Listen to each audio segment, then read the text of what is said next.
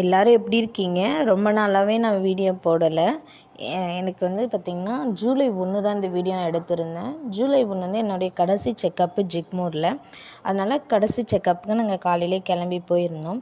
ஹாஸ்பிட்டலுக்கு போனோடனே டாக்டரெல்லாம் பார்த்து முடிச்சிட்டோம். டாக்டர் பார்த்துட்டு என்னுடைய பிரச்சனை சொன்னோடனே அவங்க வந்து அட்மிஷன் போட்டுட்டாங்க.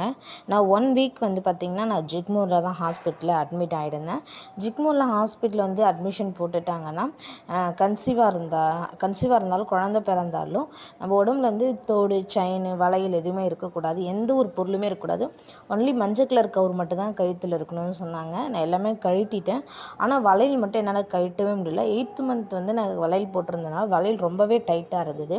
எல்லா வளையலுமே அப்புறம் ஹஸ்பண்ட் போய் சோப்பு வாங்கிட்டு வந்திருந்தார். சோப்பு வாங்கிட்டு வந்தோடனே நம்ம வந்து அட்மிஷன் போடுறாங்கன்னு எங்களுக்கு தெரியாது. அதனால் சோப்பு வாங்கிட்டு வந்துட்டு வளையல்லாம் கழட்டிட்டேன். ஆனால் பாதி வளையல் கழட்டினா பாதி வளையல் எல்லாமே உடச்சிட்டேன். ஃபஸ்ட் நாள் தான் இந்த வீடியோ நான் எடுத்திருந்தேன். கொஞ்சம் கூச்சமாகவே இருந்தது. ஃபுல்லாகவே எல்லாம் பக்கத்து பெட்டுன்றதுனால நான் வீடியோ எடுக்கலை. எனக்கு வந்து 1ஆம் நம்பர் பெட்டு தான் கொடுத்துருந்தாங்க. அப்புறம் கையில் வந்து அடையாளத்துக்கு வந்து அட்மிஷன் போட்டாலும் ஒரு ஸ்டிக்கர் மாதிரி கொடுப்பாங்க. அந்த ஸ்டிக்கர் தான் இந்த ஸ்டிக்கர். என் பேர், ஹஸ்பண்ட் பேர் வந்து போட்டிருக்கோம்.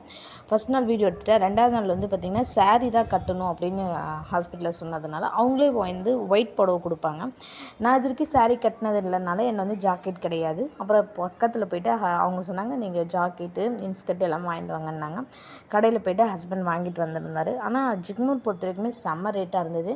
எங்களுக்கு வந்து அட்மிஷன் போடுறாங்கன்னு தெரியாது. அதனால் நாங்கள் எதுவுமே எடுத்துகிட்டு போகல. 1 வீக் வந்து 4 நாள் ஹஸ்பண்ட் கூட இருந்தாங்க. மீதி 2 நாள் வந்து அம்மா கூட இருந்தாங்க.